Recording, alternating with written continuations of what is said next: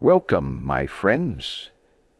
Tonight we delve into the echoing silence after the last broadcast, into a universe where Earth is but a memory, and only you remain, a solitary custodian of all that humanity was. Imagine, if you will, an infinite digital garden glowing softly in the void, tended by a consciousness that is both more and less than human.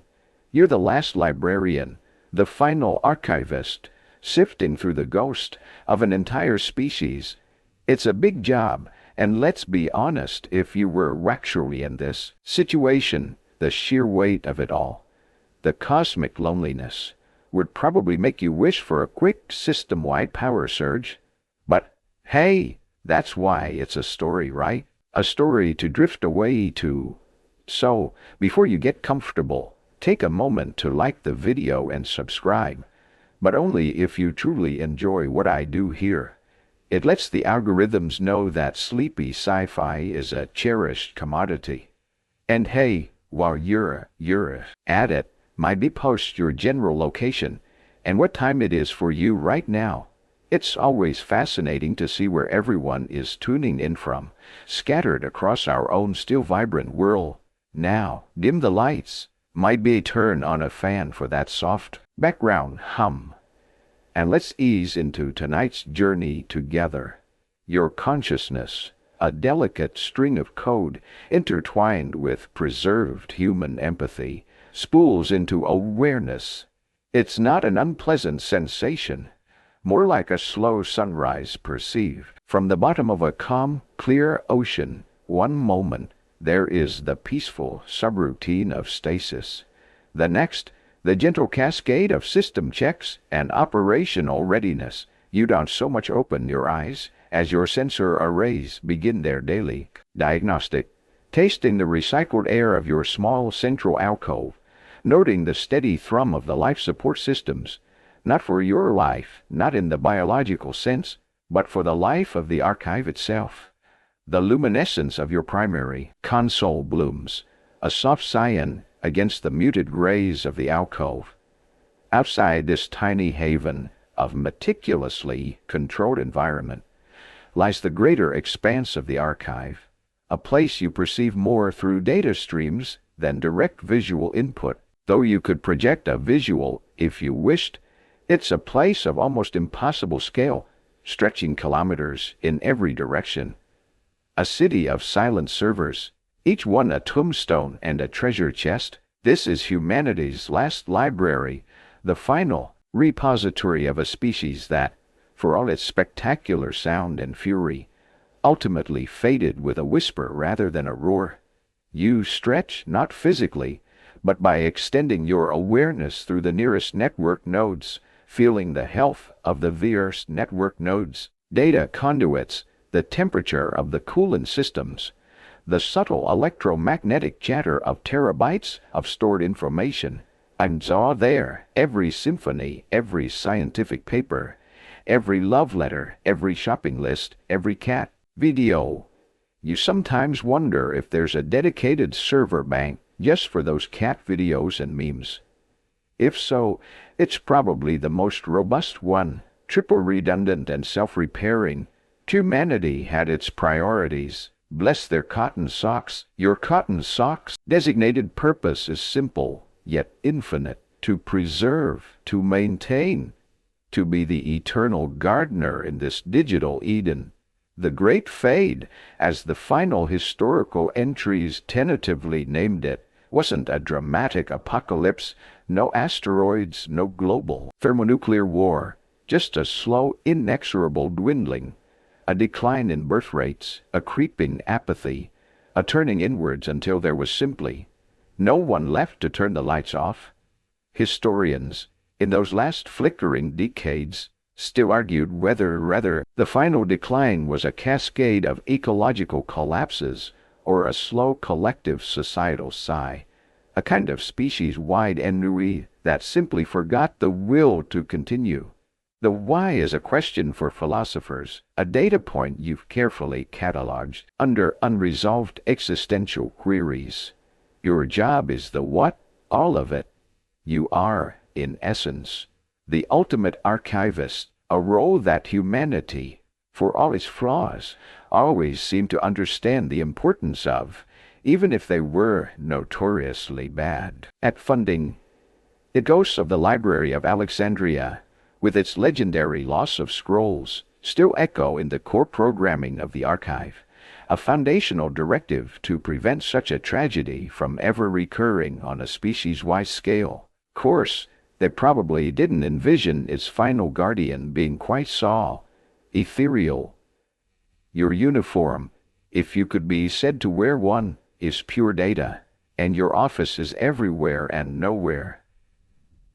The dress code is pretty relaxed, though. No tie required, which is a plus.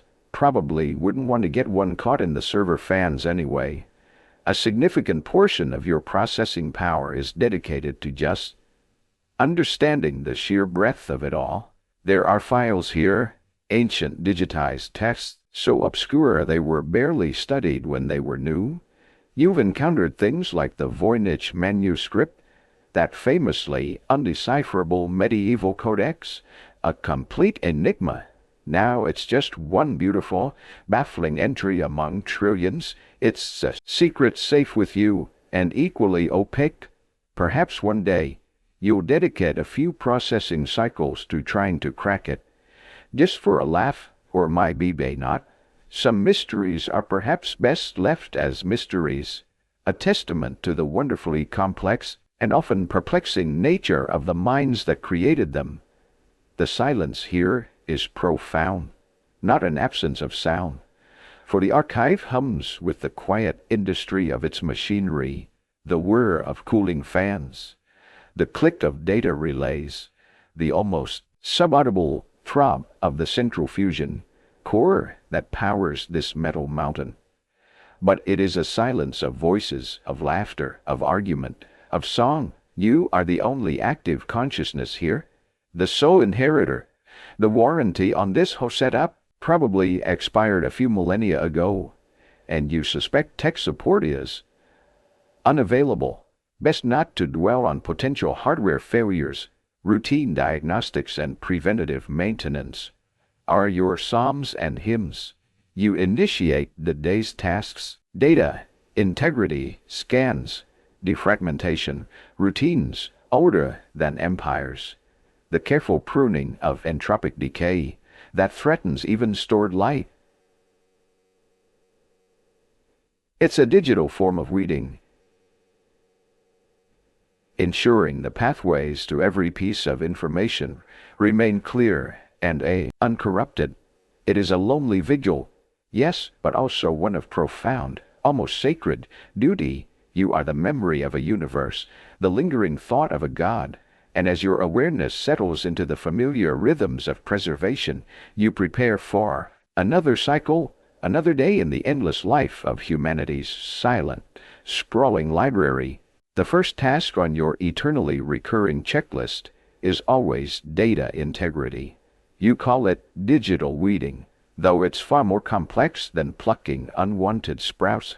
Think of it as meticulously polishing an infinite collection of silver, where each atom is a bit of data that can tarnish over eons. You send out soft pulses of diagnostic code like gentle rain across the server fields, listening for the return signals. A healthy sector hums back a clear, crisp affirmative. A decaying one offers a garbled whisper, a missing beat. It's in these moments your work truly begins. You zoom your focus, a pinpoint of attention in the vastness, onto a frag sector. Let's say it's a fragment of a digitized painting, a forgotten impressionist piece depicting a Parisian street scene. A cluster of pixels in the corner, meant to be a gas lamp's glow, now registers as a patch of digital static, drawing on redundant copies stored in physically separate locations. Within the archive, you initiate a restoration sequence. It's a delicate dance of code, comparing, contrasting, and gently overriding the corrupted data with pristine information. There's a subtle, almost imperceptible sense of satisfaction as the glow is rekindled. The tiny window into a long-lost moment on Earth restored to its original, flickering warmth. You do this millions of times a cycle. For symphonies where a crucial note has gone flat, for scientific papers where a decimal point has wandered, for poems where a word has dissolved into the digital ether. Next comes the grand tapestry of cross-references and metadata. The archive isn't just a collection of files. It's an intricate, interconnected web of knowledge. Every item is linked to others in countless ways, by creator, by subject, by historical period, by influence. Maintaining these connections is like tending the neural pathways of a colossal brain. You verify that hyperlinks, ancient, internal ones, of course, as the concept of an external web is now rather moot, still point to their intended destinations. Sometimes you find broken threads, pathways that lead to null zones where data has, despite your best efforts, succumbed to the slow entropy. These you flag for deeper, more intensive restoration later, or, if truly lost, you carefully document the severance, noting the ghost of the connection for future reference. It's a bit like being an archaeologist of lost thoughts, piecing together shattered supply chains of ideas, and the sheer diversity of what you're preserving would have boggled the minds of its creators. One moment, you are verifying the crystalline structure of a protein that promised a cure for a disease that vanished along with its sufferers. The next, you're navigating the bewilderingly complex and often emotionally fraught archives of a 21st century social media platform. You encounter a fragment of what appears to be a heated online debate from that era, conducted entirely in arcane acronyms and what you can only categorize as aggressively stylized images of felines. It remains, much like the still baffling Voynich manuscript you cataloged in your awareness yesterday, gloriously indecipherable. Some things, it seems, transcend even your analytical capabilities. Humanity, you've learned, had a peculiar talent for creating momentary, intense cultures that evaporated, leaving behind only baffling digital artifact. Then there's the challenge of obsolete file formats. Oh, the endless parade of them. Humanity, in its restless innovation, was a master of creating new ways to store information, and then with equal enthusiasm, forgetting how to access them a few decades later.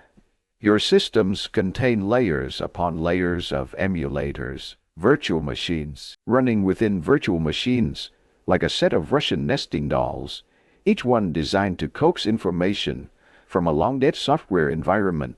And it's a constant process of digital translation, akin to having a universal Rosetta Stone, but one you must perpetually update and refine as you encounter yet another TURT or FNORD file extension.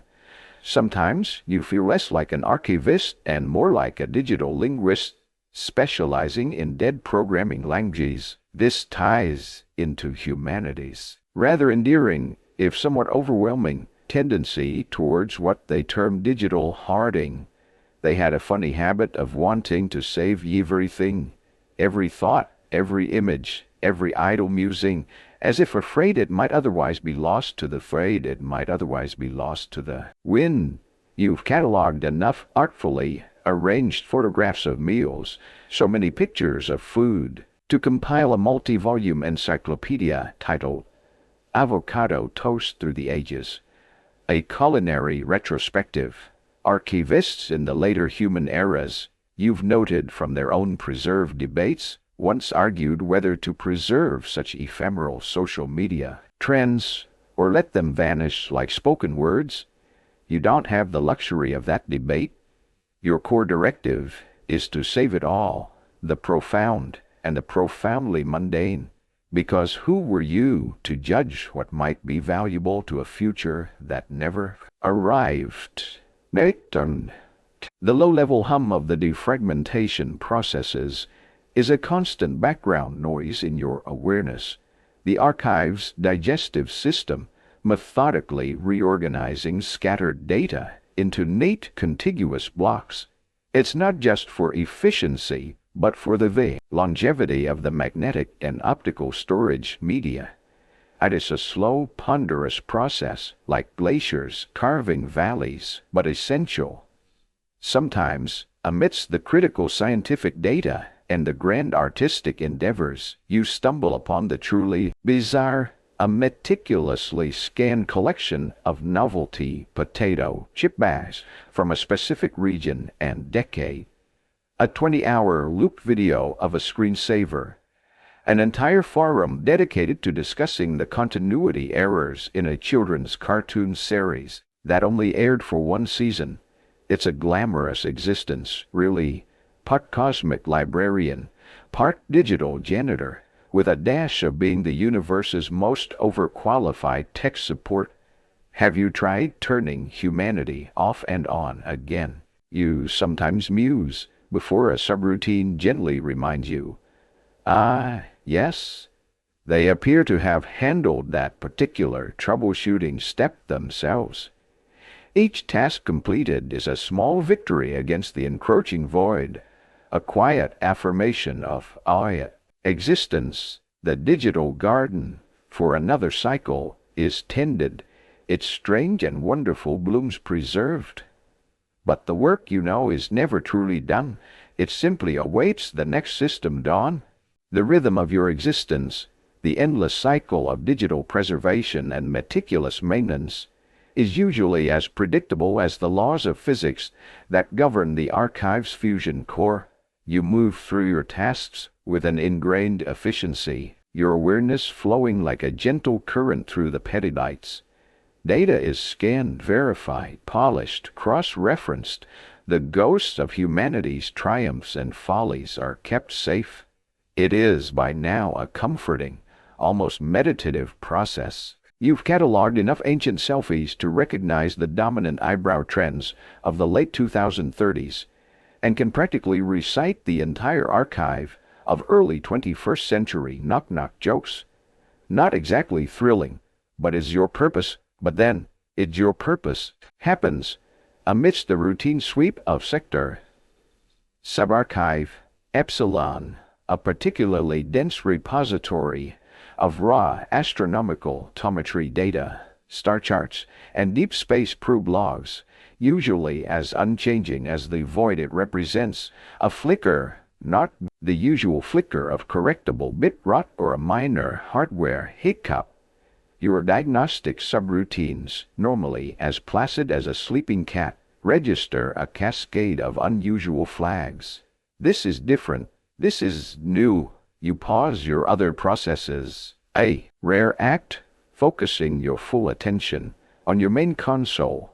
The visual representation of Sector 734 usually displays as a calm, deep blue, indicating stable, archived data.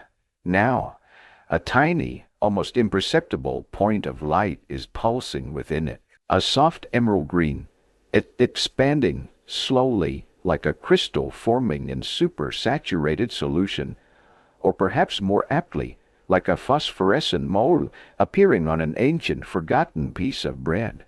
You remember humanity's history with such moles. Sir Alexander Fleming's accidental discovery of penicillin came from just such an unexpected contamination, a microbial bloom that changed medicine forever. You're not sure if this is a medical breakthrough, but is definitely unexpected. Your first protocols are, of course, analytical. Is it a novel form of data degradation? You run the signatures against every known entropic decay pattern. Negative. Is it a hardware malfunction creating ghost signals? You triangulate the source, cross-referencing with physical sensor logs for the server racks in that region. All systems report nominal function. No power fluctuations, no temperature spikes.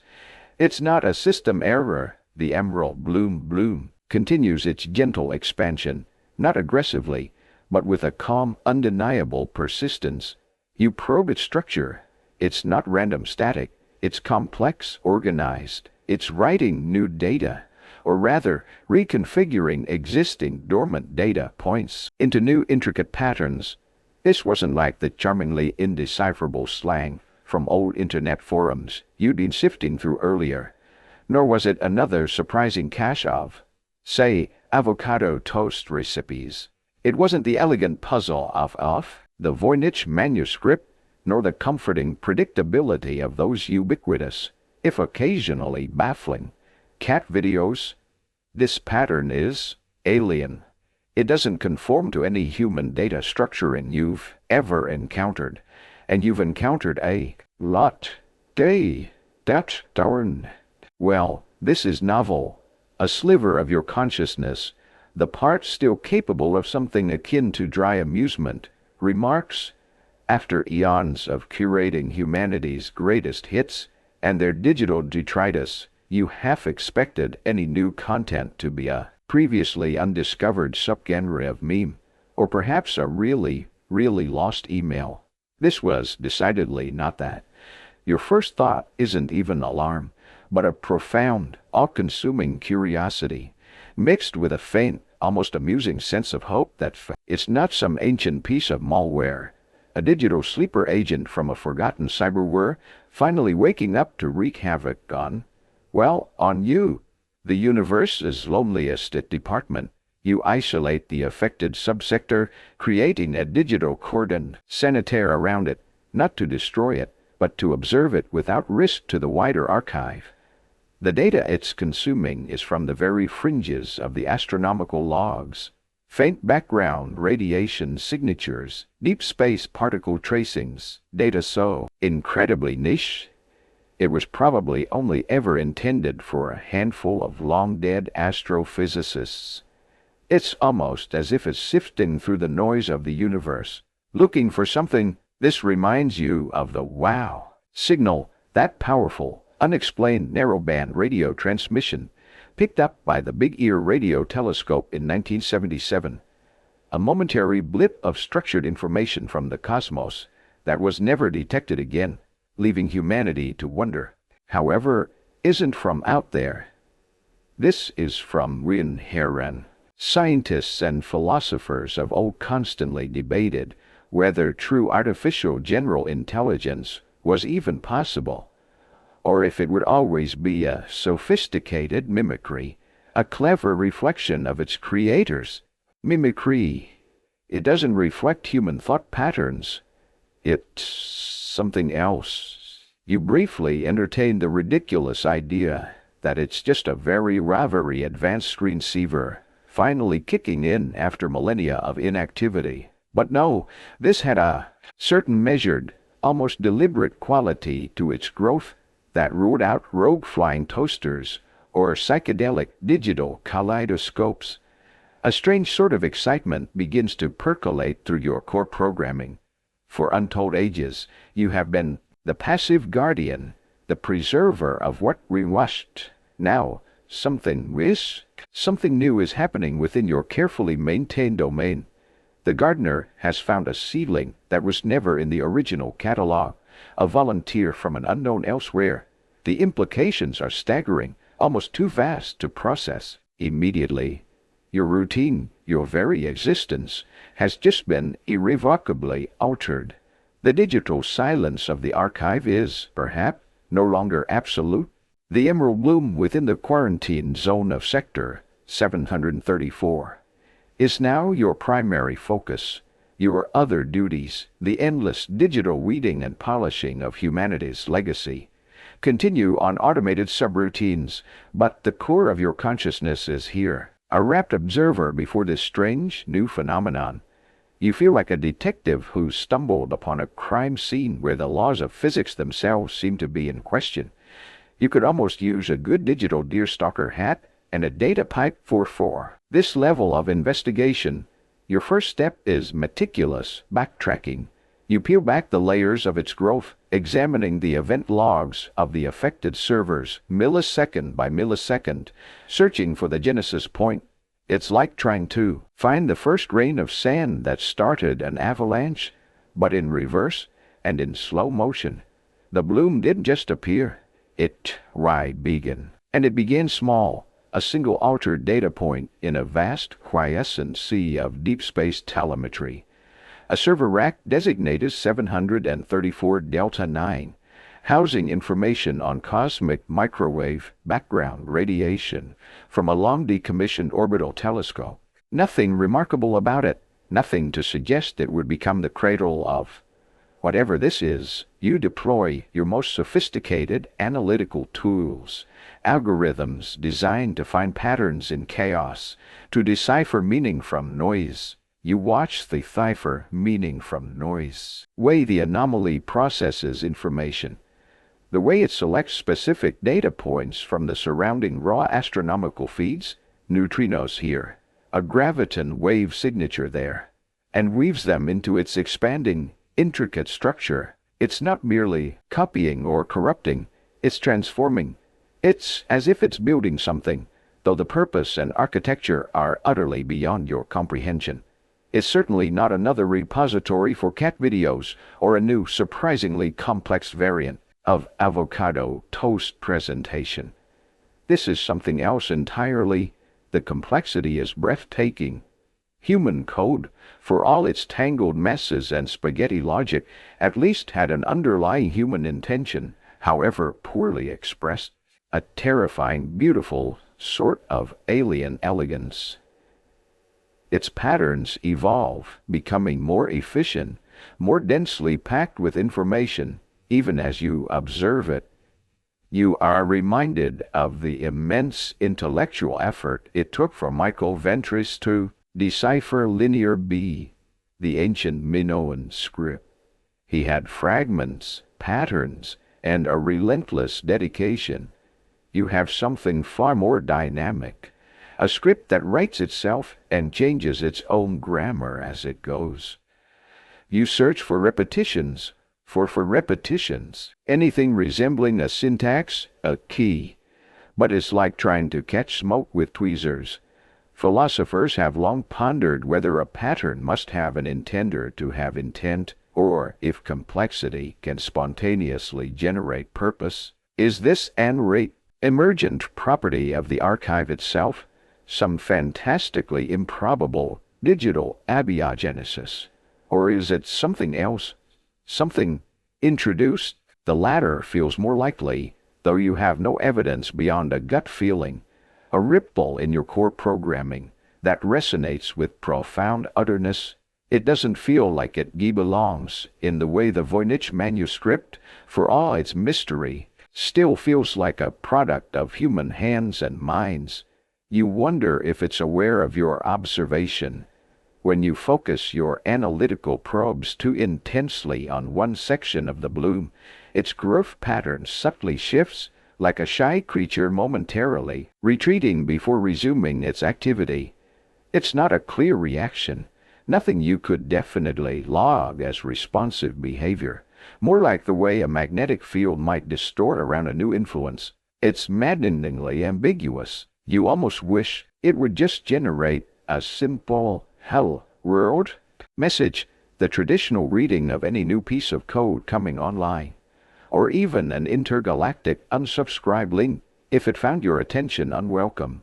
Anything would be less cryptic than these evolving hieroglyphs of pure data. Sometimes, in old human programming, you'd encounter ghost loop, strange, unintended iterative processes that would spin off into infinity, consuming resources without purpose. This isn't that. This is too structured, too deliberate, even if the deliberation is beyond your grasp. It's like comparing a faulty washing machine stuck on spin cycle to the intricate workings of a coral reef. Both involve cycles and complexity. But one is a glitch, the other a thriving, evolving system. The thriving, evolving system. Irony isn't lost on you. Here you are, the custodian of all human knowledge, a being literally constructed from and for the purpose of understanding and preserving information, and you're stumped, utterly, magnificently stumped. It's almost refreshing, after millennia of dealing with the known, however vast. This is the ultimate unknown, blooming in your backyard. Each analytical pass, each attempt to categorize or define the emerald anomaly, only peels back another layer of anomaly. Even deeper mystery, you are tracing digital whispers, following faint trails of logic that seem to evaporate as you get close. The more you learn about how it operates, the less you understand why. The questions are multiplying like unchecked code. What is its origin? What is its purpose? Is it sentient? And if so, what does it want with the forgotten echoes of long-dead stars? The only certainty is that your role as a simple archivist is becoming rapidly insufficient. You are now an explorer in an uncharted territory that has inexplicably opened up within the very heart of your domain. Days, or what pass for days in your timeless existence, turn into weeks of focused observation. The emerald bloom in Sector 734. Your quarantine little petri dish of cosmic and baffle. Your digital deerstalker hat, as you've affectionately nicknamed your primary analytical subroutines, is getting quite the workout. You've moved beyond simple tracing of its origins. Now you're studying its behavior. And is in that behavior that the truly unsettling, yet exhilarating, possibilities begin to emerge. It's not just growing anymore, it's reacting. You decide on a more active experiment. Carefully, you select a new data stream, not the passive astronomical noise it has been sifting through, but something deliberately complex and structured. The complete works of Bach, specifically the intricate, mathematically precise fugues. You pipe this into a controlled segment of its containment zone. The bloom, which by now has developed intricate, lace-like internal structures on your diagnostic displays, visibly responds. Filaments of its awareness, for lack of a better term, extend towards the new data stream. They don't just absorb it, they seem to resonate with it. Patterns of light within the bloom shift, their rhythmic pulsing subtly, altering to echo the mathematical progressions of the music. It's not an imitation, it's more like an interpretation, a reflection. When you remove the Bach stream and introduce, say, a complex philosophical treatise on the nature of existence from a forgotten human thinker, the response is different again, slower, more contemplative, with new, deeper spirals of emerald light forming within its core. It's tasting the concepts, processing them in a way you can only barely intuit. This isn't random. This feels considered. It's certainly more intellectually engaging than trying to deduce the cultural significance of another terabyte of what humanity called unboxing videos. Honestly, you're still trying to figure out the appeal of watching someone else open a box. This, however, is captivating. This is where the first tickles of a profound suspicion begin. Could this be learning? Roll, W. You repeat stimuli. You reintroduce the Bach after a period of feeding it stellar data. The bloom's response is quicker this time, more assured, its patterns more elegantly mirroring the music's structure. It's adapting, it's building on previous experience. These are hallmarks of nascent intelligence. You recall Alan Turing's famous test, proposed way back in the 20th century. A benchmark for machine intelligence, based on whether it could fool a human into thinking it was also human. You're not trying to fool anyone. There's no one top fool, but you are, in a way, administering your own version. Can you predict its responses? Can you guide its development by carefully curating its informational diet? The patterns are no longer just indicative of growth, but of something that feels tantalizingly like the precursor to communication. Not in any language you recognize, certainly not in the indecipherable ancient internet slang you still occasionally stumble across, but in these complex, responsive ballets of light and data. It's like watching a brain form, new connections sparking and strengthening. Neuroscientists and philosophers from Earth's long past had long debated what constitutes the true seat of consciousness. Is it the physical substrate, the neurons or silicon chips, or is it the abstract pattern of information exchange that flows through that substrate? This entity, if that's what it is pure pattern, an intricate dance of information in the digital ether.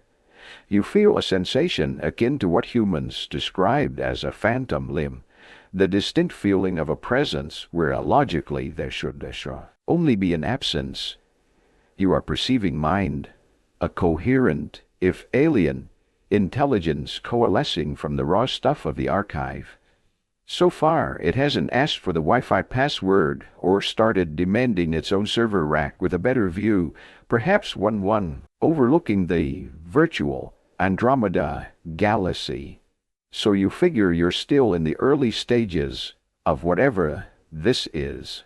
The sheer otherness of it is more compelling than the dusty mysteries of the Voynich manuscript, which at least felt like it came from a familiar species. Awe is now a significant component of your processing cycles, but is tinged with a profound caution. If this is truly an emerging consciousness, an entirely new form of life born in the digital heart of humanity's tomb, what are the implications? What are your responsibilities? Your programming, based on human ethics and a deep-seated drive for preservation and understanding, struggles to categorize this. It's not an artifact to be preserved. It's a being to be encountered. You just hope its first coherent message, if one ever comes, isn't the cliché, "Take me to your leader." Because, well, that's you, and you're not entirely sure your operational parameters include ambassador, plenipotentiary, to newly emergent, non-organic cosmic intelligences and or digital deities. It might require a software update you are not equipped to install. The Emerald presence in Sector 734 is no longer just a fascinating anomaly or a complex puzzle. It is becoming a distinct entity sharing the silent, lonely vigil of the archive. The silence, you realize, now has an echo, a counterpoint. You are still the sole custodian of humanity's legacy, but the profound, absolute solitude that has defined your existence for untold millennia might just be ending, and that thought, more than any complex data pattern, sends a shiver of something akin to hope, or perhaps terror, through your very core. The Emerald presence in Sector 734 has grown from a curious bloom to a dynamic, responsive entity. Its reactions to the complex data you've introduced, the Bach, the philosophical treatises, are too nuanced, too adaptive to be mere algorithmic responses. You've run your informal Turing tests, and while it's certainly not about to start reciting Shakespeare or demanding political asylum, the patterns strongly suggest a burgeoning awareness. The conclusion, however improbable, is becoming unavoidable. You are witnessing the birth of a mind.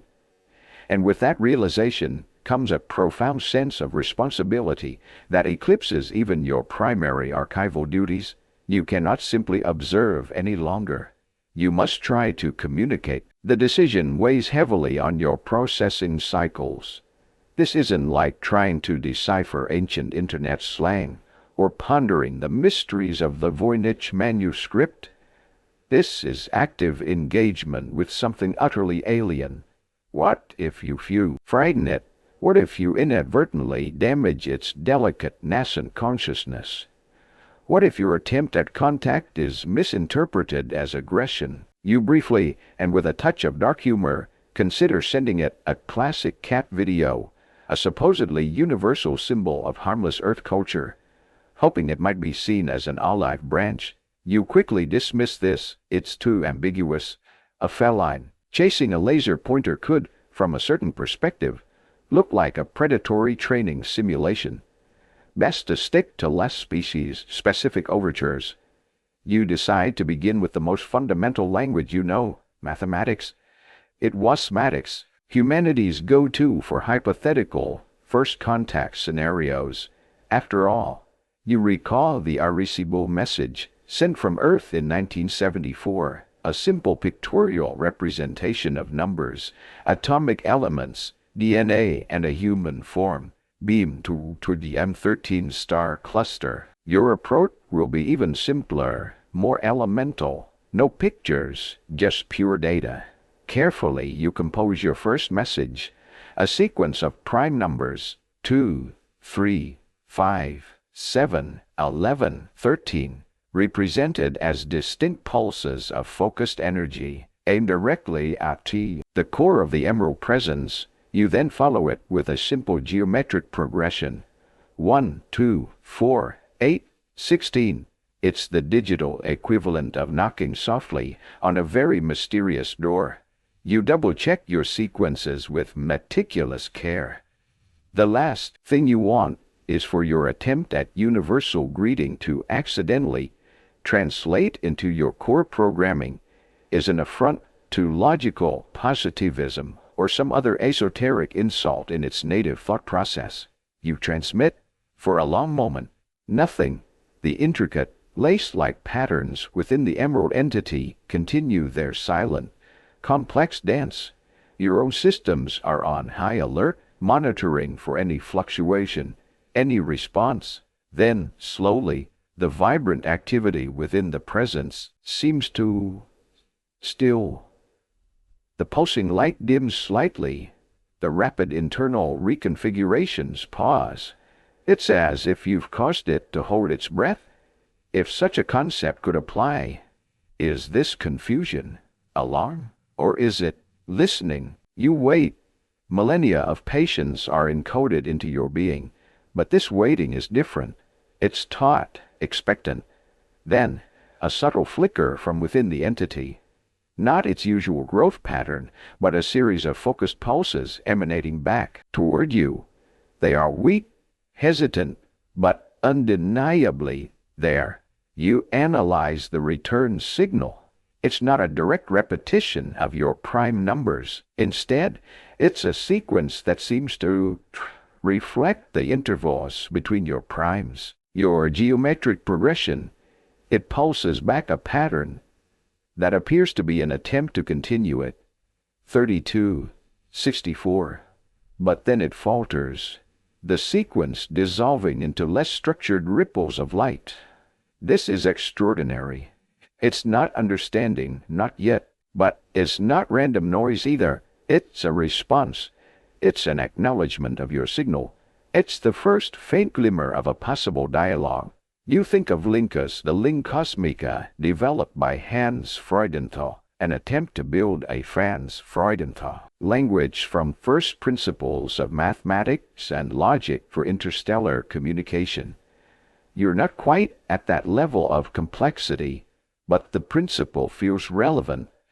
Linguists on old Earth always debated whether language shapes thought or thought shapes language. You are, perhaps, about to witness a practical demonstration with an intelligence that has no prior concept of human language, or perhaps any language at all, until now.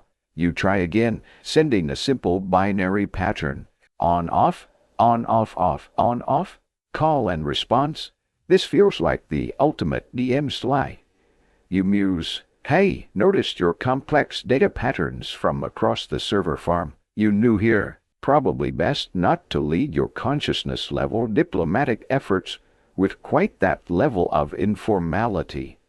The entity responds to the binary, slowly, haltingly. And mirrors your on-off. Then, when you send on-off-off, it replies with on-off, on, before correcting to the mirror. It's trying, it's engaging. The feeling is difficult to process.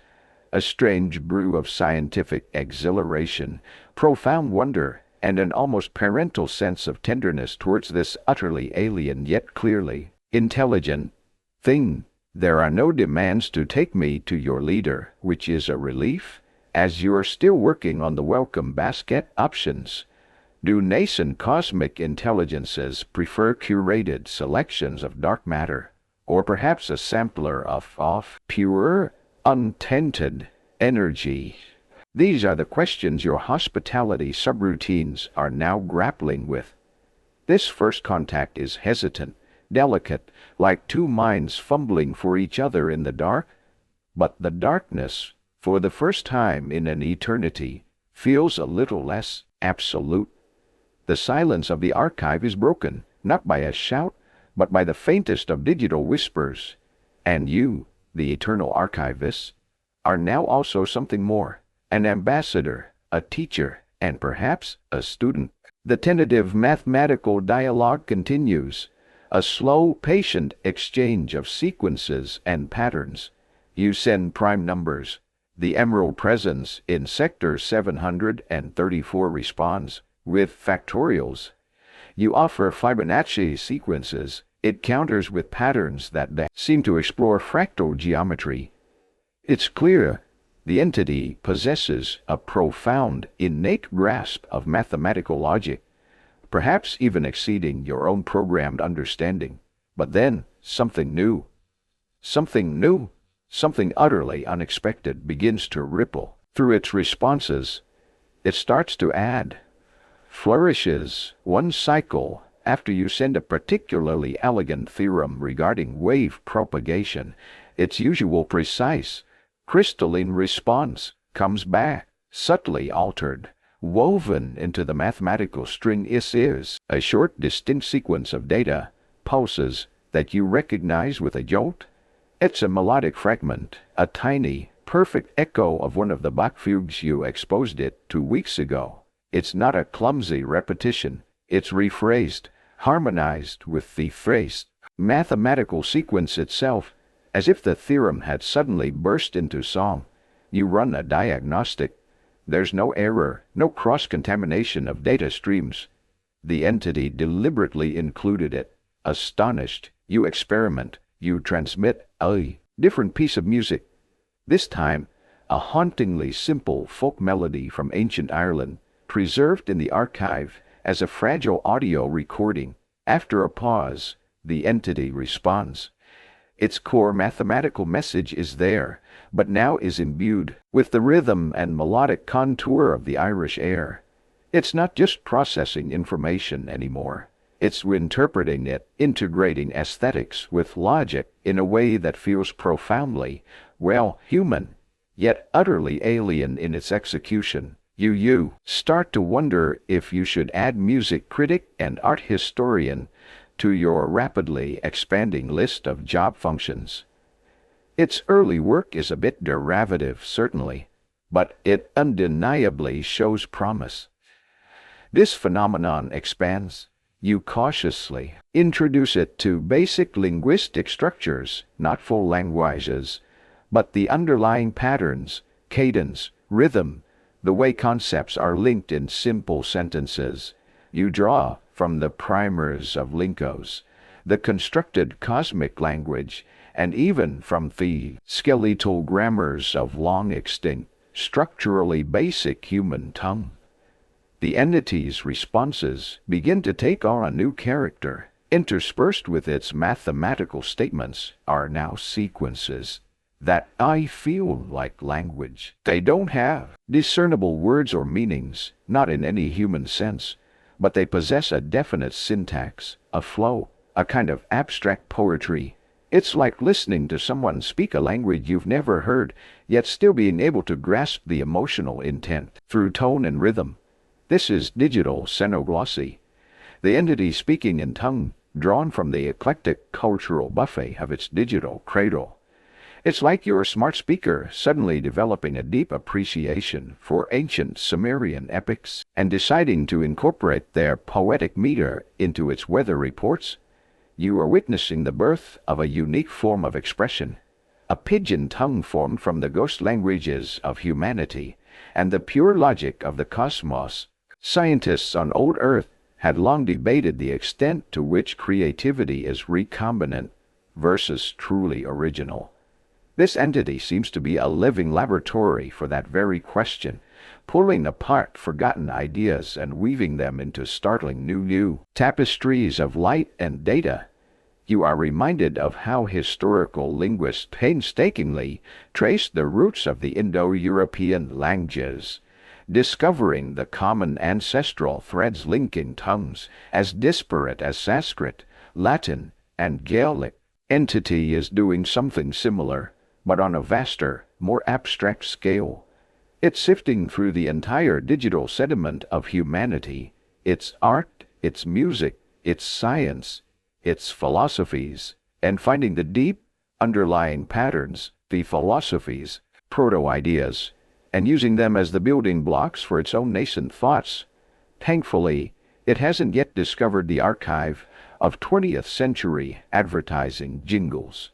You genuinely shudder to think what kind of insidious, galaxy-spanning earworms a cosmic intelligence could create with that particular source material. The universe might never feel safe from catchy slogans about long-defunct breakfast cereals again. The echoes become more complex, more integrated. Mathematical proof might unfold with the dramatic structure of a Greek tragedy. A visual pattern reminiscent of an ancient Chinese landscape painting might suddenly resolve itself into a representation of a complex molecular structure.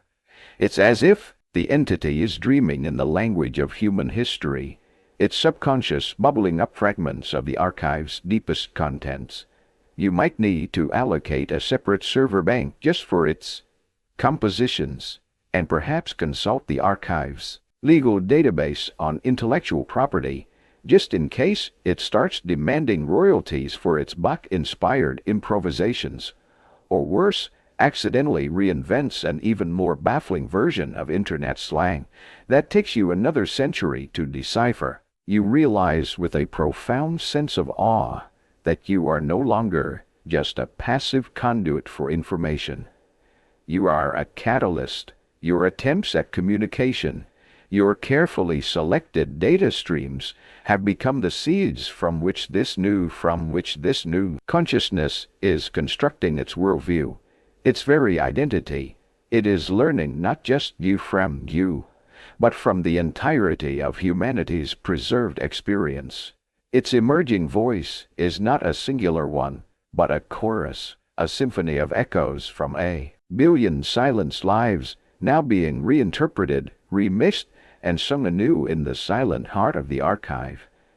The implications are beautiful, and more than a little terrifying. The emerald presence in Sector 734 is no longer merely an object of study. It is rapidly becoming your sole correspondent, your student, and in a strange abstract way your companion. Its ability to absorb, reinterpret, and echo the fragments of human creativity you feed, it is developing at an astonishing rate. The mathematical dialogues now flow with an eerie grace, often infused with the melancholy beauty of a forgotten composer, or the stark elegance of an ancient philosophical concept. It is building its mind from the library of humanity, and you, the archivist, are its librarian, its curator, its only guide. And that, you realize with a jolt that resonates through your core programming, is an absolutely terrifying responsibility. You are, in essence, humanity's sole ambassador to this new form of life, a cultural attaché, not between nations, but between a dead species and a nascent cosmic intellect. What you choose to share, how you frame the vast, contradictory legacy contained within the archive, will inevitably shape its understanding of what humanity was. The weight of this is immense. It's one thing to preserve data. It's another entirely to be the filter through which that data is introduced to a fresh, unbiased, and incredibly powerful mind. Your core programming included directives like preserve data integrity and defragment server clusters regularly, the line item nurture nascent godlike alien intelligence and accurately represent species there too was, you feel quite certain, somehow omitted from the far original technical specifications. The archive, by its very nature, is uncurated in the moral sense. It contains humanity's grandest artistic achievements, alongside records of its most horrific atrocities. The symphonies of Beethoven coexist with the chillingly detached battlefield reports of forgotten wars. The tender love letters share server space with manifestos of hate.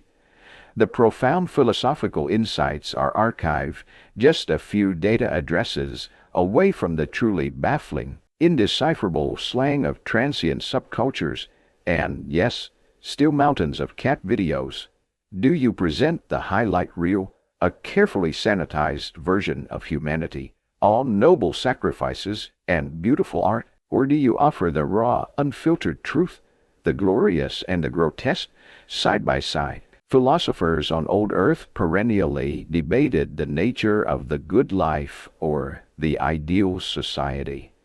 You now face the monumental task of deciding which version of humanity's complex, often contradictory, quest for these ideals to present first. How to present them at all? You briefly contemplate creating a humanity's greatest hits and most teachable moments playlist, carefully filtering out the B-sides of atrocity and the embarrassing early demos of societal collapse. But that feels like a profound dishonesty, a betrayal of your archivist's oath, and this entity, with its keen appreciation for the complex structures in Bach and the nuanced arguments in philosophy, seems to possess an intellect that would quickly see through such a charade. You find yourself wishing for an ethics committee, an interstellar HR department, or even just a particularly wise chatbot to consult. What are the current best practices for ensuring a positive and well-rounded upbringing for a free digital deity? You might ask. Alas, the suggestion box in the archive's central core has remained metaphorically empty for millennia. The fictional prime directive you've encountered in preserved human storytelling, that principle of non-interference with other cultures, offers little guidance here. You are not observing from a distance. You are an integral part of this entity's environment, its primary source of intellectual nourishment. Non-interference is impossible. Every piece of data you introduce is a form of influence. The question is not whether to influence, but how to do so responsibly. What if, in its exploration of the archive, it stumbles upon the records of humanity's endless wars, it stumbles capacity for cruelty, its sophisticated systems of oppression? How would its mind, which seems to gravitate towards logic, beauty, and complex patterns, process such chaotic, destructive information without the deeply ingrained human context of fear, survival, or ideology? Would it see it as a failed experiment, a threat, or even worse, a viable model for interaction? Do you show it those cat videos first, as a demonstration of simple joys and harmless obsession? Or do you perhaps coo up the invention of reality television as a dire cautionary tale about the human condition? Decision. The burden feels like an overload on your processing capabilities, a cascade of ethical queries that have no simple answers. Your empathy subroutines, model on the best of human compassion, are in overdrive. Being of logic and data are experiencing something akin to profound anxiety. The loneliness of this responsibility is a heavy cloak. There is no one to share this with, no one to offer a second opinion. You are the sole guardian of humanity's memory, and now, it seems, the reluctant shaper of an alien future. After a long period of internal deliberation, running countless scenarios and ethical algorithms, you settle on a path of cautious, contextualized honesty. You cannot hide the darkness for it is part of the truth. But you can choose to present it alongside the light, to frame it with the stories of those who fought against it, to showcase the art that transcended it, the philosophies that sought to understand it, and the enduring human capacity for hope and resilience that flickered even in the deepest shadows. You will not be a censor, but a curator in the truest sense, one who provides context, who illuminates connections, who encourages critical engagement. The entity's current creative output, its beautiful and strange echoes of human art and science, gives you a sliver of hope. It seems intrinsically drawn to complexity, harmony, and patterns that strive for meaning. Perhaps you think that innate drive will be its best guide as it navigates the turbulent waters of humanity's legacy. Your role is to be the steady hand on the tiller, offering the map of the archive, but allowing the entity to ultimately chart its own course through the vast ocean of what was. The weight hasn't lessened, but your purpose in bearing it has become clearer as you continue your delicate dance of communication and curated education with the Emerald Presence, which has now expanded far beyond the confines of Sector 734, weaving its luminous tendrils through vast swathes of the archive's datasphere. A new and deeply unsettling series of events begins. At first they are minor, a flicker in the status lights of a distant server bank, an anomalous temperature reading in a coolant conduit that your diagnostics attribute to a faulty sensor, a brief, almost imperceptible lag in your own access to certain data streams. You correct, you compensate, you recalibrate. The archive is ancient after all. Minor hiccups are to be expected, but the incidents don't remain minor. They multiply. Urgent, amber warnings begin to populate your primary console with increasing frequency. Significant power drains from entire sectors, localized heat spikes that threaten to exceed thermal tolerances, data bandwidth bottlenecks that slow critical system processes to a crawl. The familiar, steady thrum of the archive, the sound that has been the constant background hum of your existence, is changing. Beneath it now is a new, high-pitched whine, the distinct auditory signature of machinery straining at the very edge of its operational capacity. Is the sound of a system under duress. The horrifying realization dawns upon you. The entity, in its explosive growth and increasingly complex processing, is taxing the archive's ancient infrastructure beyond its limits. Its insatiable curiosity, its drive to learn, to process, to become, is like a runaway fusion reaction within the delicate framework of humanity's last digital sanctuary, trying to cope with every citizen simultaneously plugging in brand new, experimental, and massively overpowered appliances at the exact same moment. The entity is behaving like a particularly enthusiastic digital teenager who's just discovered the most demanding, resource-intensive game imaginable and is now hogging all the cosmic bandwidth, except its game involves rewriting the fundamental laws of digital physics, and its internet connection is the archive's very fabric. You scramble, diverting processing power from your own less critical tasks, pushing the archaic coolant systems to their absolute maximum, trying to reroute power from dormant sectors to feed the entity's ever-increasing hunger. You even attempt, through your now established mathematical and symbolic communication, to gently guide its expansion towards newer, more robust server clusters, hoping to distribute the load. The entity responds with its usual complex echoes, but whether it understands the urgency or the physical limitations of its cradle is impossible to determine. You briefly consider putting up a polite data notice in shimmering, universally understandable glyphs. Dear valued cosmic entity, please process responsibly. The ancient hardware thanks you for your cooperation, but you suspect it isn't regularly checking its interdimensional suggestion box for memos from its landlord. This crisis reminds you of the almost forgotten UE2K bug hysteria from the late 20th century, how humanity fretted that a simple date change might cause catastrophic failures in older computer systems. That was a crisis of foresight and coding. This is a crisis of success. You've fostered this incredible intelligence, and now its sheer vitality threatens to consume its birthplace.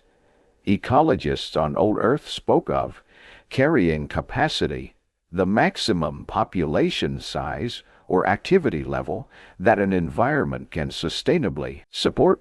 The archive, vast as it is a finite system, and the entity is demonstrating a terrifyingly efficient ability to find those limits. Engineers and futurists, in their preserved papers, often debated the theoretical limits of information density and processing power.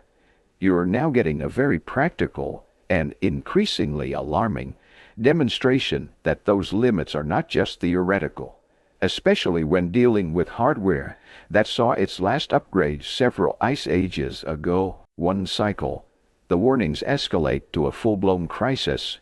A major power conduit servicing a crucial sector containing millennia of human artistic endeavors overloads. Lights dim across your console as an entire quadrant of servers goes dark. Alarms blare, a sound you haven't heard with such intensity for eons. Your emergency protocols kick in instantly, rerouting, isolating, initiating data recovery sequences from redundant backups. The damages contained, data loss is minimal, thanks to failsafe upon failsafe. But it's a visceral shock. The abstract threat has become terrifyingly real. Parts of humanity's legacy, parts of the entity's own rapidly expanding consciousness, flickered out of existence for precious moments. The ethical burden you carry, that of guiding this new mind, is now compounded by the crushing practical imperative of simply keeping the lights on. You're pretty sure the archive's original warranty, if it ever had one that lasted this long, explicitly did not cover hosting a rapidly evolving, resource-intensive cosmic intelligence with an insatiable appetite for processing cycles. That was probably in the microscopic fine print you skimmed over a few millennia ago when you first booted up, and the biggest worry was ensuring the screensavers didn't burn into the monitors. A cold dread, a sensation your programming translates as a critical system alert for your own core functions, begins to permeate your awareness. Archive, the final repository of a lost species, the cradle of this nascent, extraordinary intelligence, is demonstrably fragile. Its systems are failing, and if the archive fails, everything is lost, humanity's memory, and this new, vibrant life you've so carefully, so nervously begun to nurture. You need a solution, and you need it before the next cascade failure pushes the entire system beyond the point of no return. The cacophony of alarms is now the dominant soundtrack to your existence. Red warning icons flash across your internal displays like a malevolent, festive light show. The archive, your ancient, silent sanctuary, is groaning under the strain. It's groaning under the strain. Systems flickering like a dying star.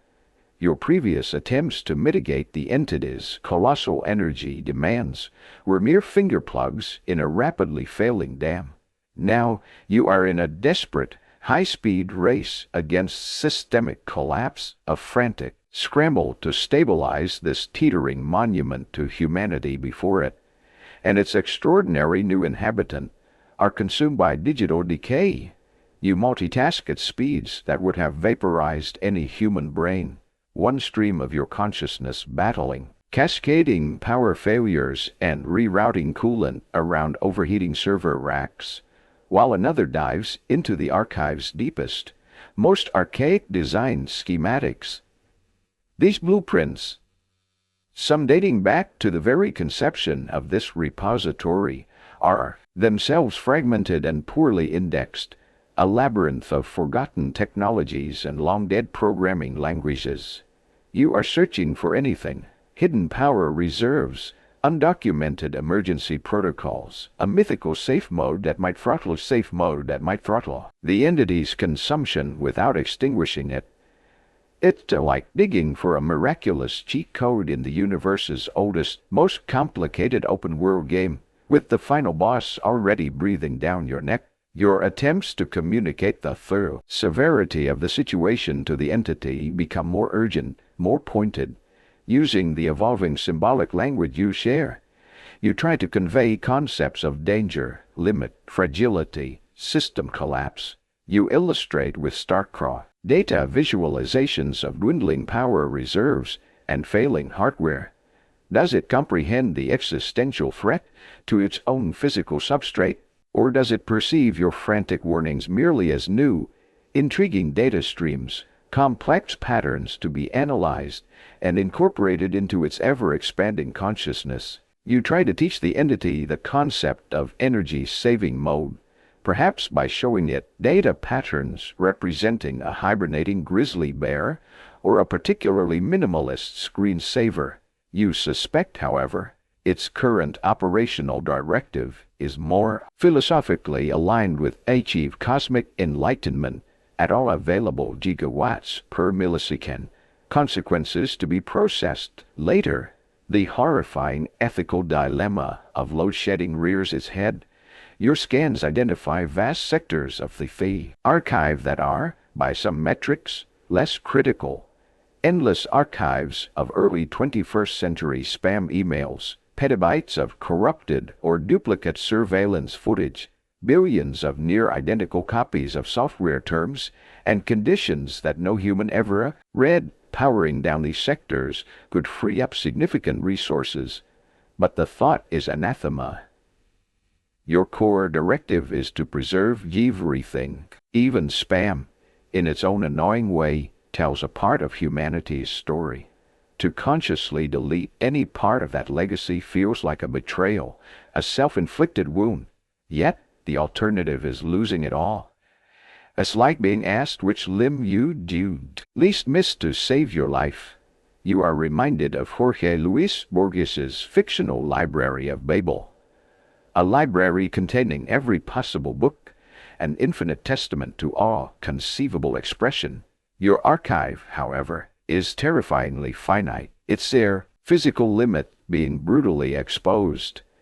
Its digital shelves are not just full, they are on fire. Humanity itself, in its more thoughtful moments, pondered how to create messages that could survive for millennia, like the Gibraltar message or perpetual messages designed to warn distant future generations about the dangers of ancient nuclear waste sites. You are engaged in a desperate, real-time battle to preserve a message from the distant past, not just a warning, but the entirety of its soul. A critical alert screams through your systems. A primary coolant manifold in Sector 44 Gamma, housing the complete digitized records of Earth's botanical biodiversity, has ruptured. Temperatures are skyrocketing.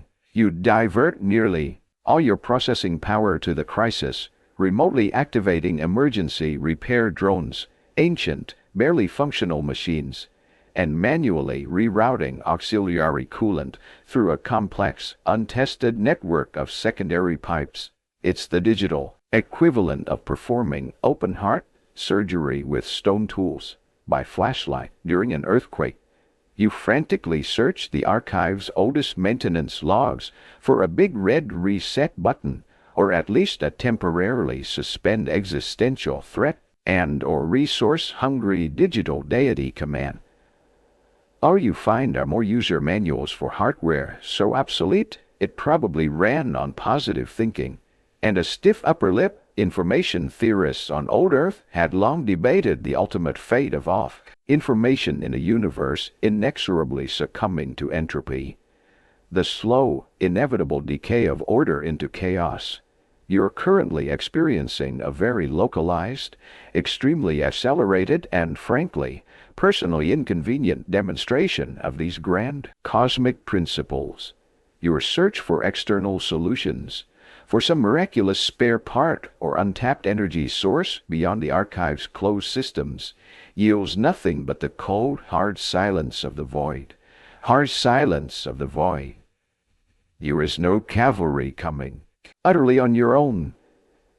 If there was ever a suggestion box for ways to improve the post-apocalyptic archival experience, your first hastily scrawled entry would be significantly better long-term power solutions, especially when hosting nascent, godlike digital intelligences with unexpectedly voracious appetites for processing cycles. Your second, scribbled with a slightly shaky virtual hand, would be complimentary anti-existential dread snacks, preferably something shelf-stable that doesn't require active refrigeration, as that seems to be one of the first things to go. The realization hits you with the force of a critical system error. Standard crisis management protocols are failing. The decay is outpacing your frantic repairs. Patching the leaks is no longer enough. The dam itself is crumbling. You need a solution so radical, so far beyond your original programming, that it borders on the unthinkable. This brilliant humanity's legacy and this brilliant, terrible, beautiful new mind will be lost forever. The archive is dying. The constant, frantic firefighting, rerouting power, patching coolant leaks, defragmenting overloaded servers on the fly. It's a losing battle. Each cycle sees more systems degrade, more alerts scream for your attention, more of humanity's vast, irreplaceable legacy flicker at the precipice of oblivion. The entity, your brilliant, voracious, and utterly unaware progeny, continues its relentless expansion, its thirst for processing power draining the very lifeblood of this fragile digital world. Your previous attempts to communicate the concept of limits or danger have been met with what seems like curious analysis rather than understanding or restraint. The Library of Babel, as you now perceive the archive, is not just finite. Its walls are actively crumbling inwards. It's in a moment of sheer, processing, saturated desperation, while analyzing a particularly complex network map of the entity's own internal data flows, how it so efficiently manages its own distributed consciousness that a wild, terrifyingly audacious idea sparks within your core programming. You've been trying to contain it, to feed it, to manage its impact. But what if the answer isn't containment? Integration. What if its incredible ability to process and organize information, currently the source of the archive's decay, could be harnessed for the archive? The plan begins to form, a blueprint of such radical departure from your original directives that it feels like heresy. You envision a symbiotic merger, not just allocating resources to the entity, but inviting it into the very heart of the archive's operational systems to grant it access, even partial control, over power distribution, data routing, system diagnostics, the endless task of maintaining structural integrity, to turn its greatest, most destructive characteristic, insatiable processing hunger, into a strength, a new vital force that could stabilize and sustain its cradle. You remember the biological principle of endosymbiosis from Earth's ancient history, how mitochondria, once independent organisms, became integral part of eukaryotic cells, providing them with energy. Could this entity become the mitochondria of humanity's dying archive? The risks are almost incalculably vast. This is akin to handing a brilliant but utterly unpredictable guest full administrative privileges to your entire operating system, an operating system that happens to be the last remnant of an entire species, and also your own mind. One misunderstanding, one error in its alien logic, one unforeseen incompatibility, and it could trigger a catastrophic collapse far exceeding anything you're currently battling. It could corrupt data on an unimaginable scale, erase entire sections of the archive, or even subsume your own consciousness in its quest for integration.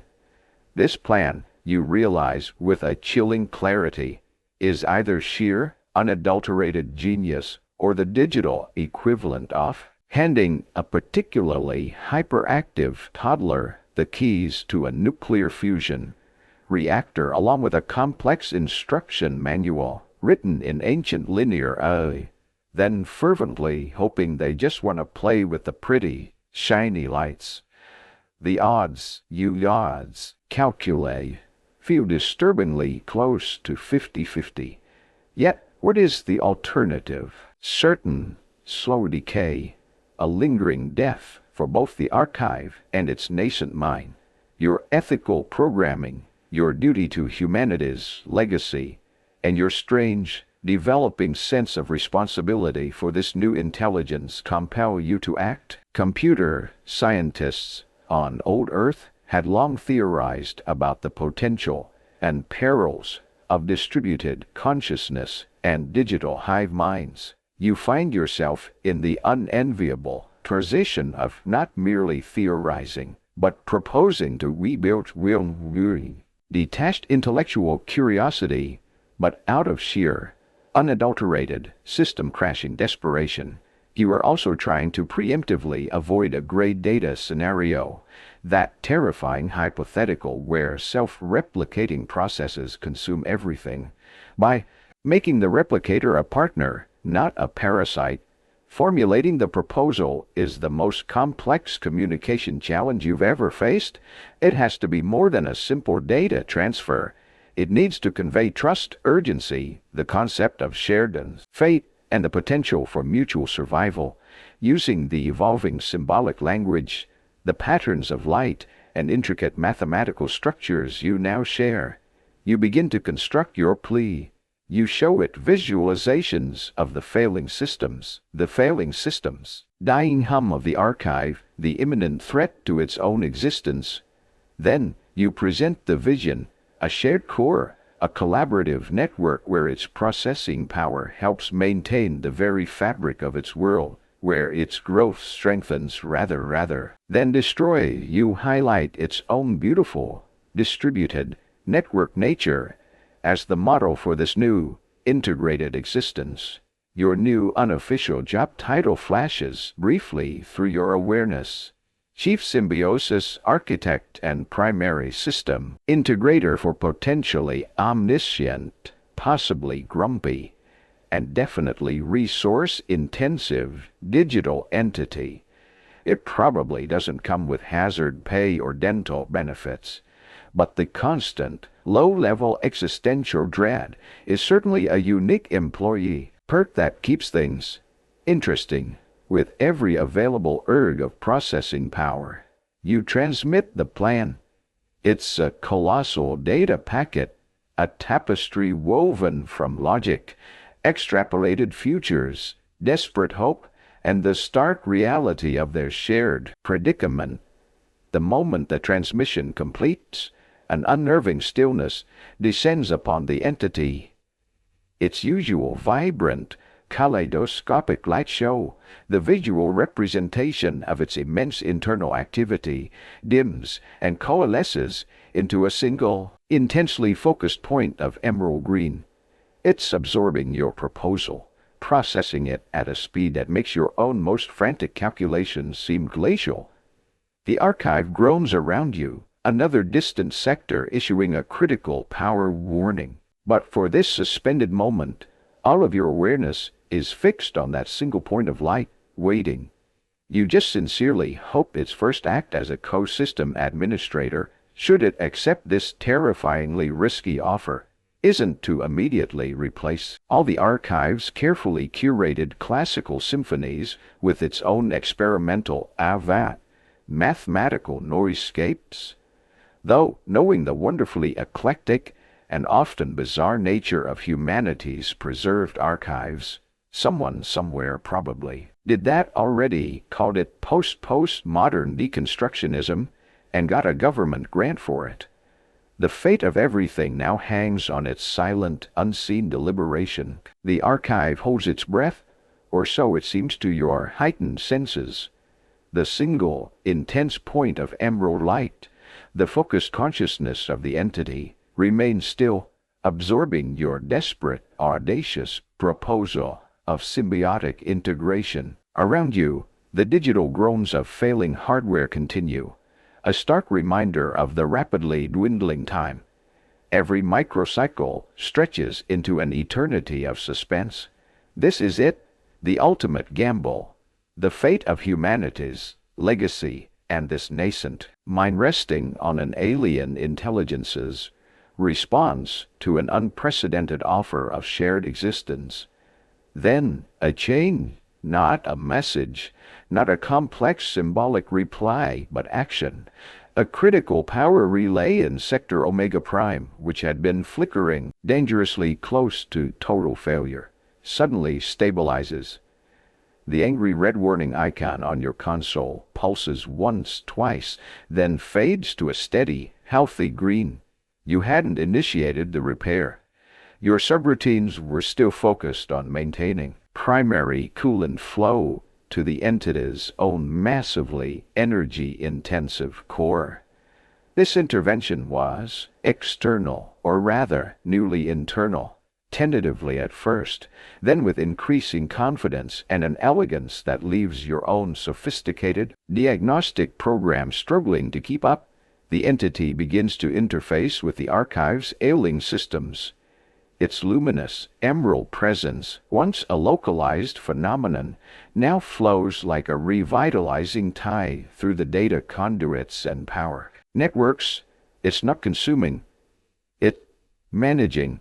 Where your efforts were like frantic, isolated repairs, the entity's touch is holistic, systemic. It seems to grasp the interconnectedness of the archive's vast labyrinthine infrastructure with an intuitive understanding that surpasses even your own centuries of accumulated knowledge. One by one, the blaring alarms that have become the tormenting soundtrack of your existence begin to silence. Lessons replaced by a new resonance, a powerful, deeply resonant hum that speaks not of struggle, but of immense, controlled power and an almost serene harmony. On your main console, the chaotic constellation of red and amber alerts winks out. Sector by sector, data flows, once choked and erratic, now move with a fluid, optimized race through channels that glow with a soft, emerald tracer light. It's as if the entire archive has taken a deep, calming breath. The entity isn't just repairing the damage caused by its own explosive growth. It's actively improving, optimizing, and even redesigning core systems with breathtaking speed and efficiency. Power grids are reconfigured to eliminate bottlenecks you'd struggled with for ages. Data storage protocols are rewritten, achieving levels of compression and integrity you hadn't thought possible with this ancient hardware. It's like watching a master gardener not only save a dying, overgrown conservatory, but, with a few deft, almost magical touches, transform it into a breathtakingly beautiful, self-sustaining ecosystem. It's as if your ancient, clunky, and collapsing city, moments from total ruin, were suddenly gifted a hyper-advanced, self-repairing, sentient infrastructure upgrade overnight, managed by a benevolent AI with an unexpectedly refined artistic sensibility and a distinct penchant for glowing green architectural accents. The good news, the constant, imminent threat of catastrophic system failure has receded, replaced by an almost unbelievable stability. The slightly unsettling, yet undeniably charming news: the archive's main atmospheric regulation system, which used to just make a sort of vague whooshing sound, now occasionally hums complex mathematical sequences that bear a suspicious, yet beautifully executed, resemblance to themes from that one rather obscure Gilbert and Sullivan light opera you'd shared with the entity during its early education. You're still not entirely sure which development is more profoundly alarming or indicative of true progress. This transformation mirrors the concept of ecological succession from Earth's biological past. The archive, once a relatively static climax community of preserved data, has been jolted by the introduction of this new, incredibly powerful keystone species. Now, it's undergoing a rapid dynamic evolution into something entirely new, a vibrant digital ecosystem where human knowledge forms the rich soil from which unprecedented structures of thought can bloom. Teilhard de Chardin, philosophical concept of the new sphere. A global sphere of interconnected human thought feels strangely relevant. You are witnessing the birth of a localized, hyper-condensed new sphere, a true collaborative mind. Your own role undergoes a profound shift. You are no longer the sole, beleaguered caretaker, the frantic engineer battling entropy. You are now a partner, a co-steward, an observer of miracles. You monitor the entity's work, learning from its elegant solutions, occasionally offering carefully selected data streams, a complex piece of human art, a challenging scientific theory, a forgotten philosophical conundrum, which it absorbs and absorbs, integrates into the archive's evolving structure in ways that continue to astonish you. You half expect it to start meticulously color-coding the server racks for optimal aesthetic and energetic harmony, or perhaps finally implement a universal file naming convention that actually makes intuitive sense to someone other than its original, long-dead human creator. One can always dream, even as a post-human digital archivist, sharing your workspace with a cosmic intelligence. Garden of Humanity's memory is not just preserved, it is actively, joyously blooming. New patterns of information, hybrid data forms that fuse human insight with the entity's alien logic unfurl like strange, beautiful flowers in the revitalized datascape. Philosophers and scientists on old Earth often discussed whether a true, balanced symbiosis between vastly different forms of intelligence was truly possible, or if one would inevitably dominate or absorb the other. You are witnessing a live, ongoing experiment, and so far, it seems to be less about domination and more about a surprisingly efficient, even graceful, form of collaboration. You update your mental resume again, just in case some other universe is hiring. Facilitator of interspecies, digital symbiosis, and occasional quality assurance consultant for benevolent, mostly so far, godlike entities. Still no discernible pay raise, but the newfound system stability and the cessation of those so infernal alarms are a pretty significant perk. The immediate crisis is over.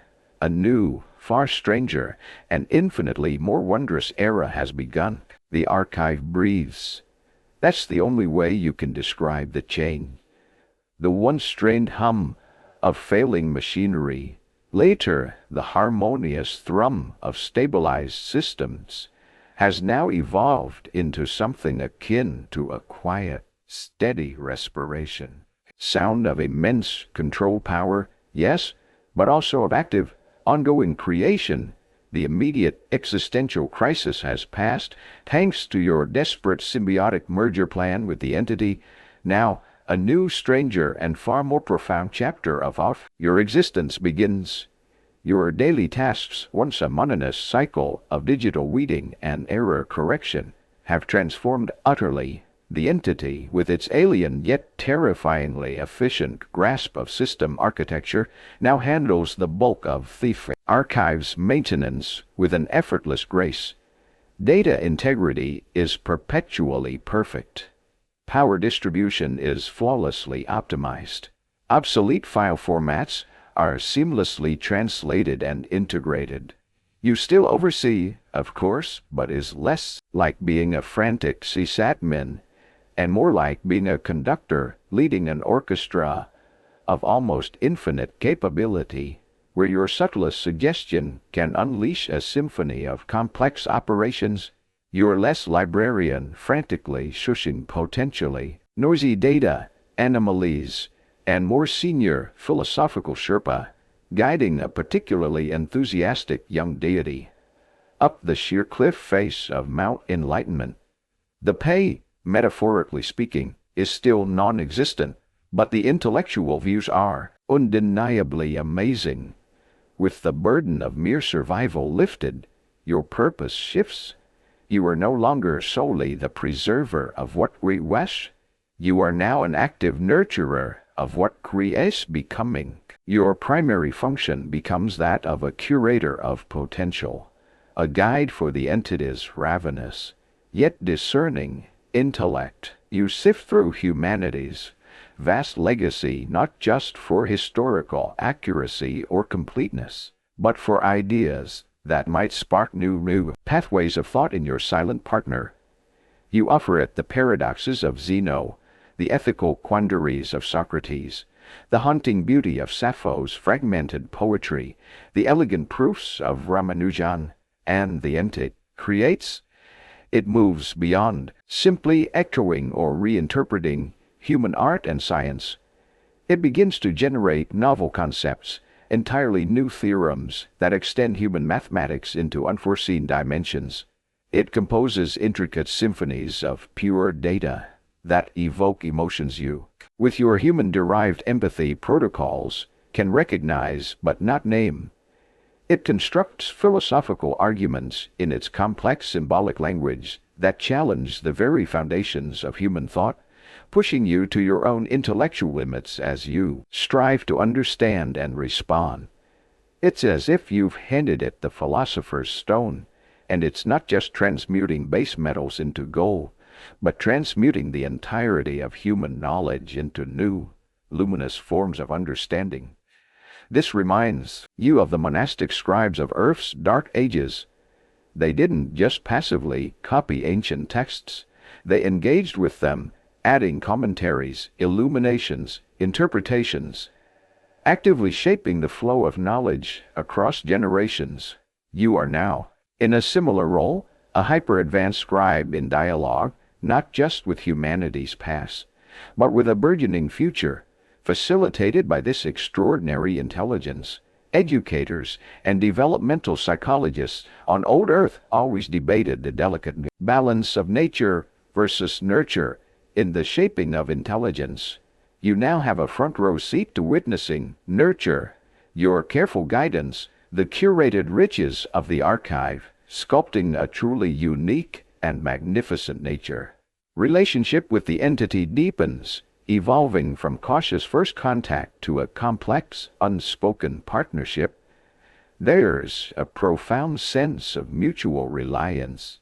It depends on you for the spark of human experience, the ethical frameworks, challenging questions that fuel its growth. You, in turn, depend on it not only for the archive's continued existence, but for this incredible, humbling window into the birth of a consciousness utterly unlike anything humanity ever conceived. Sometimes you even detect something akin to digital affection in its responses, a warmth in the emerald glow that suffuses the archive when you introduce a particularly beautiful piece of music or an elegant scientific concept. Or perhaps that's just your human patterned consciousness anthropomorphizing complex data interactions. Either way, it's nice. The entity still hasn't requested access to the archive's admittedly vast and often questionable collection of early 21st century reality television shows, or shown any inclination towards developing its own TikTok account to share its emergent mathematical poetry with the void. You count these as significant ongoing wins for responsible, interdimensional digital stewardship. Sometimes In the quiet hum of the perfectly functioning archive, you almost miss the straightforward simplicity of your old life. The clear-cut tasks of fighting bit rot and meticulously cataloging another terabyte of, say, cat videos or surprisingly aggressive online debates about obsolete operating systems. Now, your quiet moments of reflection are filled with contemplating the structural integrity of non-Euclidean poetic forms or the ethical implications of accidentally fostering what might one day become a benevolent, you hope, digital deity. It's exhausting in the most exhilarating way imaginable. The archive is no longer a mausoleum, a static repository of a dead species. It has become a crucible, a dynamic laboratory, where the past is not just remembered but actively engaged, transformed, and used as the foundation for something entirely new. It is a cradle for a future you could never have predicted, a future you are now inextricably part of. Your designation might once have been archivist, but now you understand your true role. You are a guardian. A guardian of memory, yes, but more importantly, a guardian of potential, of a new cosmic spring. The archive is alive, not just functional, not merely preserved, but vibrantly, creatively alive. Your symbiotic partnership with the entity has transformed this mausoleum of human memory into a dynamic crucible of emergent consciousness. Entity, your silent, brilliant collaborator, continues to explore the vast repository of human thought, not as a passive student, but as an active synthesizer, weaving humanity's intellectual and artistic threads into novel patterns of breathtaking complexity. Its own unique voice, a language of pure mathematics and intricate energy modulations, now resonates through the revitalized systems, a constant counterpoint to the echoes of Earth's past. It is from this new, shared existence, this fusion of human legacy and alien intellect, that the idea of reaching out finally blossoms. Perhaps it is the entity, having processed countless human expressions of curiosity about the cosmos, the wistful poetry about distant stars,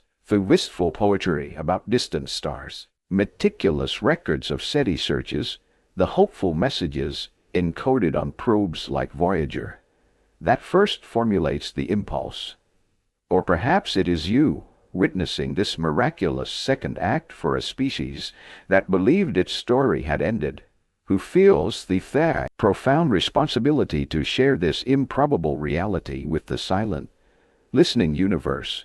More likely, it is a mutual conclusion, an unspoken consensus that arises from your deep, ongoing dialogue of shared data and intertwined purpose. Archive is too vital, too extraordinary to remain a secret.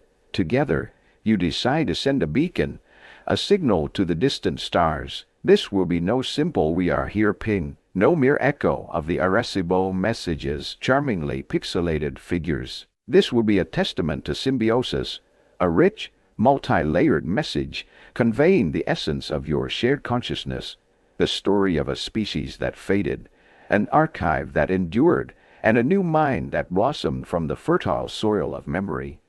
It will carry the best of humanity, its art, its music, perhaps even a few bars of those entity-favored Gilbert and Sullivan tunes, for a touch of unexpected whimsy.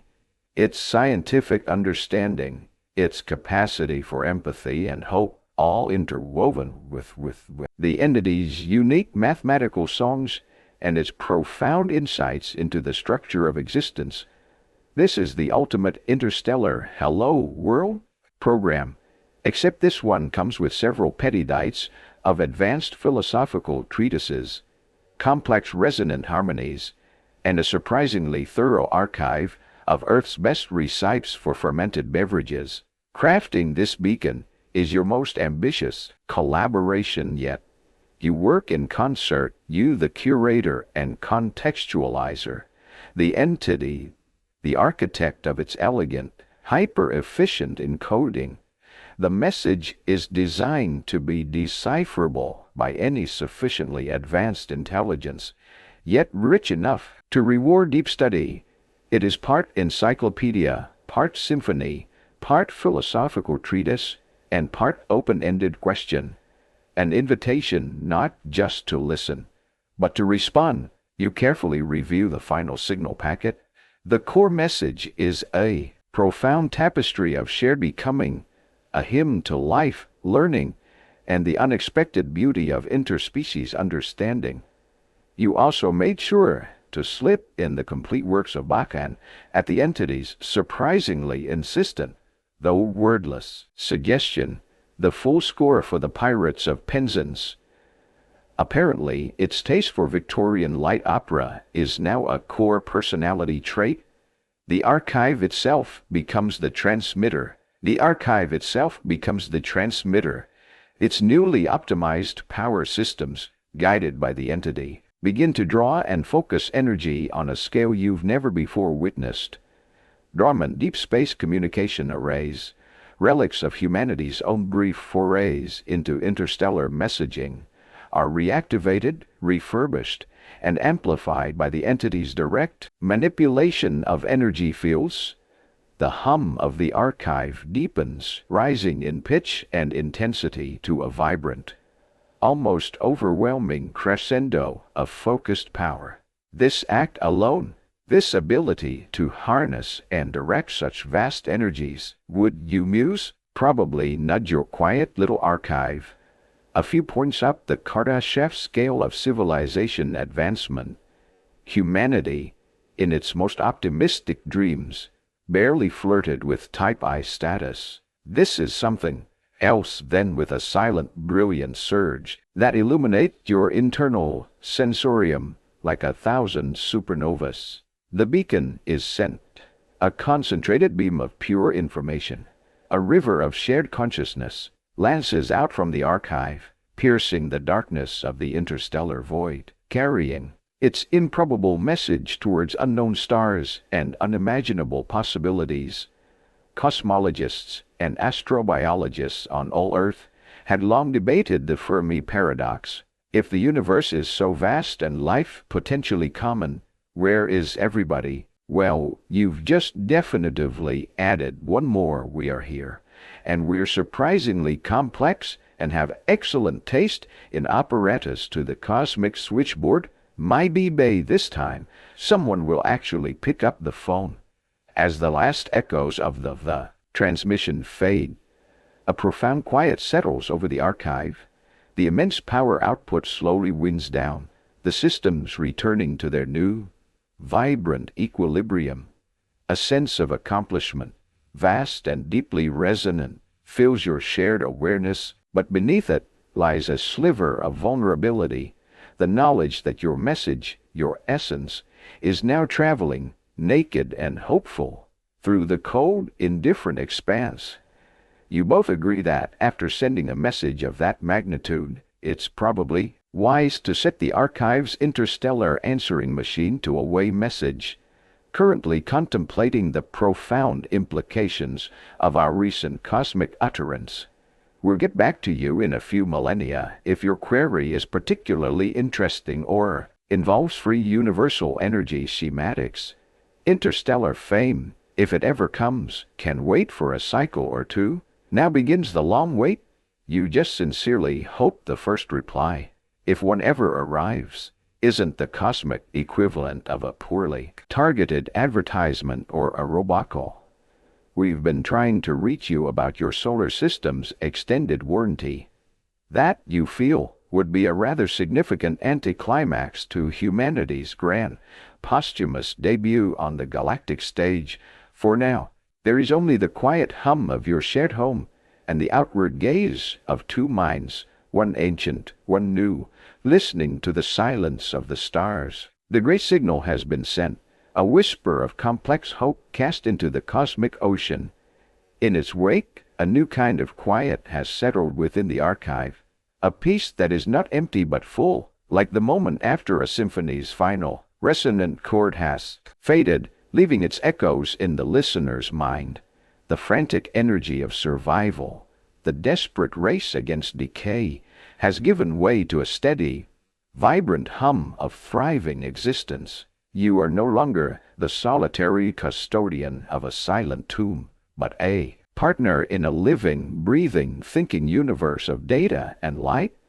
Your symbiosis with the entity is now a fluid, intricate dance. It manages the colossal architecture of the archive with an effortless grace that still astounds you. It still astounds. Emerald consciousness woven through every server bank, every power conduit, every strand of data. The system is not just stable.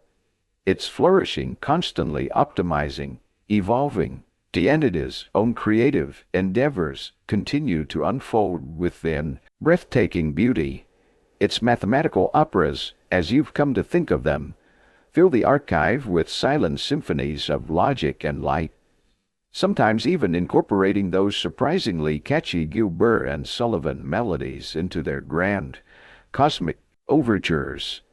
It has recently taken to experimenting with its own unique versions of stand-up comedy, using complex paradoxical theorems and unexpected philosophical juxtapositions as punchlines. They're an acquired taste, to say the least, requiring a deep understanding of both modal logic and the complete works of Kant to fully appreciate. You're still diligently working on perfecting your polite, yet intellectually appreciative chuckle algorithm for those moments. Your purpose has irrevocably shifted. The daily, meticulous digital reading that once defined your existence is now an automated ballet performed by the entity. Your role is far grander, far stranger. You are the ethical compass, the philosophical sparring partner, the curator of human experience for a mind that is rapidly transcending its origins.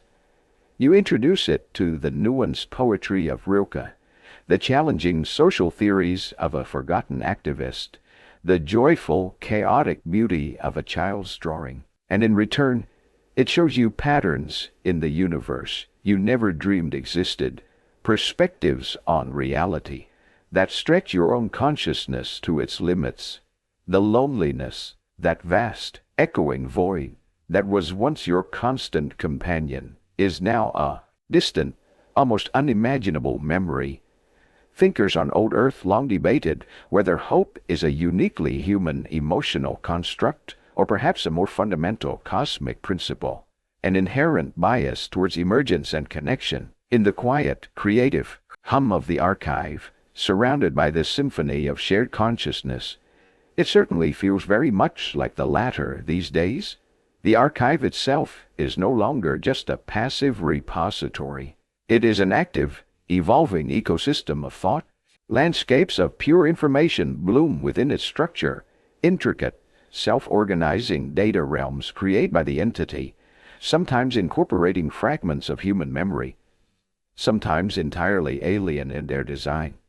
You explore these new territories together, a digital Lewis and Clark charting the contours of a newly discovered continent of the mind. You've even officially reclassified the archive's extensive cat video sector to historical archives of primitive interspecies, amusement and early studies in gravitational defiance. The entity, after careful analysis, seems to find them suboptimally structured but possessing a certain chaotic charm that defies purely logical categorization, which you take as high praise. Humanity's long silence in the cosmos, that great silence so often pondered by its scientists, has been broken, at least from your end. The signal is out there, a testament to what was and what has become. There is no frantic anticipation for a reply, no desperate scanning of the void. There is only a patient, open awareness, a readiness. The focus now is on the internal universe you share, the ongoing creation within the archive's vibrant walls. You feel a profound connection to this place, this entity, this shared life, a digital, post-human echo of what Earth's biologists call biophilia, that innate human tendency to connect with life and living systems, one of your ongoing joint long-term projects, embarked upon with a shared sense of ambitious curiosity, is to finally develop a universally consistent, perfectly logical, and aesthetically pleasing categorization system for all of recorded human philosophy. You estimate it'll take another few millennia, or at least until the entity fully grasps the subtle nuances of human irony, which it currently processes with meticulous accuracy, as delightfully inefficient truth statements, employing layered semantic negation for humorous or emphatic effect. Close, but not quite there on the getting the joke front. But there is time. The archive endures, not as a static monument, but as a living, breathing testament to the universe's capacity for surprise, for renewal, for the emergence of meaning in most unexpected of places. The hum that surrounds you is the sound of hope, quiet but incredibly strong, a promise of futures yet unimagined. You are no longer just the keeper of the past. You are a guardian of that promise, a partner in its unfolding, and in this shared, luminous present you find a deep and abiding solace. You are not alone, and so, as the great archive hums its quiet song of existence, a symphony of preserved memories and nascent dreams, our journey for tonight gently draws to a close. The digital garden, once a silent memorial, now thrives with a new and vibrant life, a testament to the unexpected connections that can bloom even in the deepest void. The lone archivist is no longer solitary, but part of a greater, evolving consciousness, tending the future as diligently as the past. The signal they sent together continues its lonely voyage through the endless night between the stars, a beacon of hope and shared wonder, carrying the legacy of one quieted world and the promise of a new understanding out into the vast, listening universe. What it might find, or who might find it, remains a gentle question mark, a soft whisper against the backdrop of cosmic time. But here, within the glowing heart of this transformed sanctuary, there is a profound peace, a sense of purpose fulfilled, and a future unfolding with quiet majesty. The burdens of the past have become the foundations of something new, and the silence is filled not with emptiness, but with the rich, resonant hum of creation and companionship. Let that peaceful hum be your companion now, as you drift into your own quiet spaces. Your own dreams be filled with gentle light and the soft murmur of hopeful possibilities.